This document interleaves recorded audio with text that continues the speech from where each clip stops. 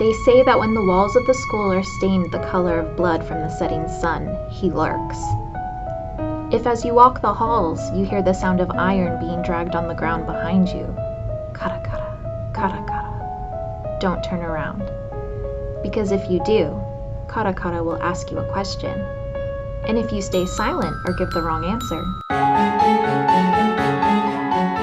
Welcome to Otome Gaming. This is a review of 9 R.I.P. for the Nintendo Switch.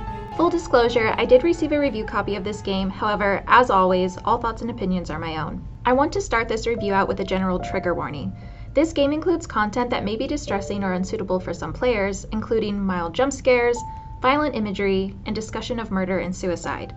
Player discretion is advised. As always, I try to keep all my reviews as spoiler-free as I can, while still giving you an overview of the game's opening chapters and a general tone. However, due to the nature of this review, I won't be sharing any gameplay footage, but will be showing off more CGs than I usually do. So if you want to avoid any of that, then I suggest just listening to this like a podcast, or skipping to the end of the video where I give my final thoughts and final score. With that out of the way, let's get started. 9 R.I.P. doesn't waste any time setting up a creepy atmosphere. The game begins with the tale of Kara Kara, a bloodthirsty spirit that stalks the halls of our main character's high school. This ghost story is narrated by our protagonist's best friend, Sayaka, an occult enthusiast who loves to regale her friend with ghost stories and urban legends, of which their hometown has plenty. In fact, their town is above the national average when it comes to mysterious disappearances, also known as being spirited away. In 9 R.I.P., you play as Misa Ishiki. A second year in high school, Misa is kind-hearted and overly considerate of others, often bowing to the whims of those around her so as to make them happy rather than focusing on her own wants and needs. It's because of this aspect of her personality that she finds herself going through a personal crisis when it's time to fill out a form for school detailing her future plans. Her mother wants her to go to university and become a doctor like her deceased father, but Misa doesn't actually want to study medicine and isn't sure how to tell her mom this. It's during these moments of stress and struggle to figure out her future that Misa begins to hear a mysterious voice, one that promises to lead her into the darkness. After the game's initial prologue setting up Misa as a character, her worries about her future, and introducing us to her family and best friend, the story branches off into one of 3 different routes. Eventually, after completing a few routes, a 4th route will unlock as an option. And then once you complete all 4 possible routes with all 8 love interests, a final secret character route will be unlocked. The way these 4 main routes are structured is you have 2 love interests per route with 5 common chapters, followed by 4 final chapters of whichever love interest you've raised more affection with during those initial 5 chapters. School Ghost Stories. After waking up, Misa finds herself trapped in school. Everyone else is gone and the school is bathed in a strange red light. It's here that she comes across the ghosts of the school. Known as the bloodthirsty killer Kara Kara, Kureha is actually a gentle soul with no memories of how he died or why he's carrying around a sword. He's protective of Misa and wants to see her safely back home. Known as the Grasping Mirror, Hibiki is a skittish ghost, afraid to interact with others. However, when it comes to Misa, he's cheerful and eager to talk, but he has a dark side that sometimes surfaces. Urban Legends. Waking up one morning, Misa finds herself to be a ghost with no memory of the events leading up to her death. It's during this time she comes across 2 urban legends. Known as Mary Mary, Koyo is a ghost who was once a popular online streamer. He comes across as rude and overly casual at first, but he's a kind person who wants to help Misa cross over. Known as the boy gazing at the stars, Senna was the famous frontman of the idol group S-Crown before he died. He has a bright and gentle personality, always trying his best to smile for his fans. Other Realm. After waking up on a moving train, Misa finds herself transported to a hellish world inhabited by the dead and strange demonic creatures. An incubus known to haunt dreams and give humans nightmares, Minami is an absolute brat. He's obsessed with Misa and will do anything to have her soul. Working as the Grand Warder for the Hell organization, Seiya is mostly calm and collected, however he's a hopeless romantic and will go off on mildly delusional tangents about love. He has a grudge against Minami and is determined to see Misa return home. Spirit World. As Misa is getting ready to leave school, strange phenomena begin occurring all around her. Terrified, she heads to a nearby shrine where a priest performs an exorcism ritual for her. The strange phenomena stops, however Misa can now see spirits who begin to follow her around. A guardian spirit in training, Yukimaru is bright and lively while also being a bit of a spoiled brat. He wears his heart on his sleeve and claims he's dedicating himself to making Misa happy.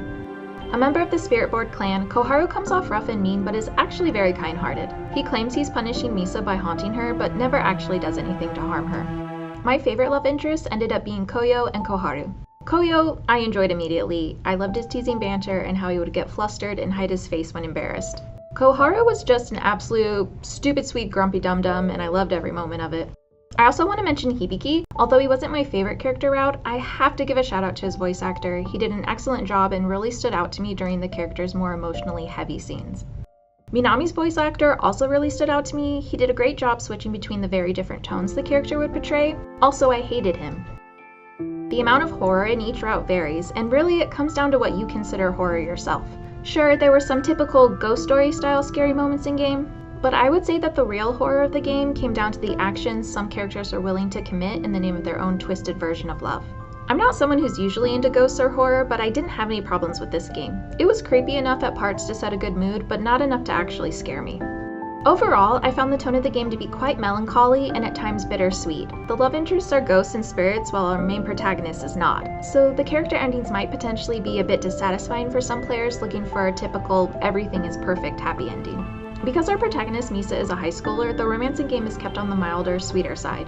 That's not to say there isn't romance in the game, there definitely is. You just won't have to worry about headphones because there's no devouring of microphones in this one, nor are there any graphic descriptions. At least when it comes to the romance. In terms of the romance, I actually didn't connect a lot with it. I enjoyed the characters a lot, love interests and side characters both. I also really enjoyed the story. It kept me engaged in reading, but I did find myself more interested in the characters' individual stories and problems over their romance with Misa, at least for the most part. That's not to say Misa wasn't a good main character. She was fine. There are Otome heroines I really love and others that are awful. I'd put Misa around the upper middle. The game itself is pretty long, but that's mostly due to the fact that there are 9 love interests by the end of it and not from any kind of story drag. In fact, each character route is pretty well paced and succinct in its 9 chapters, but this also meant the romance happened fast, which could also be why I didn't vibe with it as much as I had hoped. The main unique gameplay feature in 9 R.I.P. is a few moments of rest, where the character decides to take a break by having a chat with one of the 2 love interests available during the route. This is portrayed through picking out a character on a map and then proceeding to chat with them. During these chats, you'll be given an option of 5 different topics to choose from. You won't get a chance to select all of these options in one playthrough, so if you want to listen to all of them, and subsequently unlock all the special voice messages in the extra memory section of the game, then you will have to go back and play again. Or if you're like me, you just scum save and go through all the options at once. Another unique aspect of the gameplay includes 3 different types of choices: thought, affection, and insanity.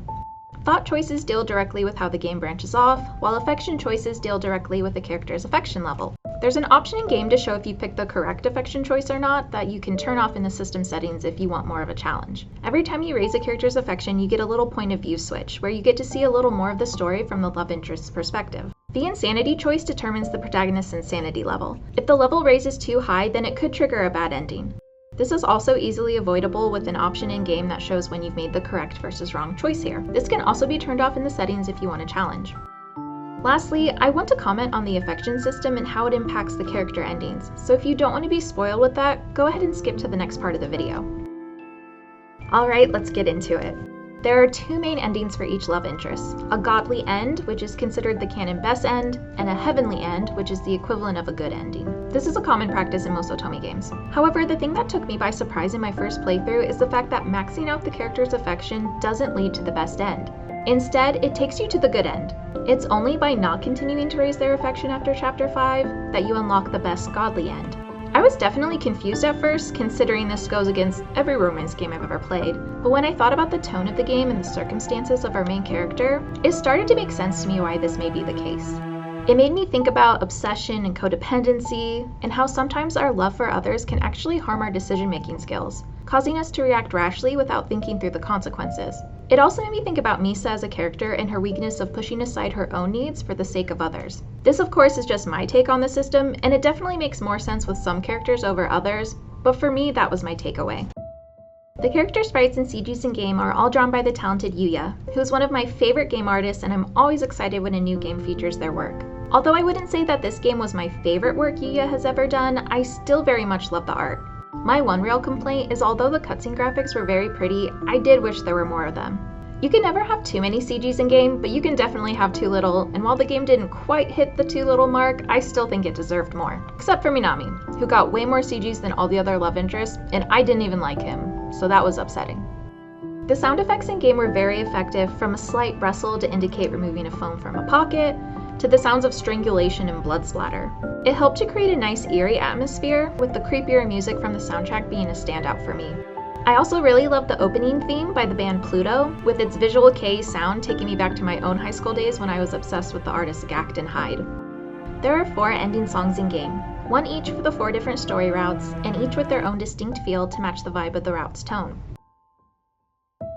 I did run into a few typos throughout the game, mostly sentences missing articles like a, and, the, etc., but nothing game-breaking and honestly not too many. There was one moment of a string of code showing up in a dialogue, but as far as I remember it only happened once. All in all, I can tell that Idea Factory put a lot of effort into their game translations. I saw it in Cupid Parasite and now in 9 R.I.P. With an engaging story, beautiful art, and an often melancholy tone, 9 R.I.P. is a game about the horrors of people rather than your typical spooky ghost story. If you're a fan of the bittersweet and can handle not always getting that happy ending, then I highly recommend giving this one a try. I really enjoyed it. Otome Gaming gives 9 R.I.P. a final rating of 3.8 out of 5. 9 R.I.P. releases on Nintendo Switch on October 15th. 9 R.I.P. has an ESRB rating of T for teen. For more trigger warning details, please see the official ESRB link in the description.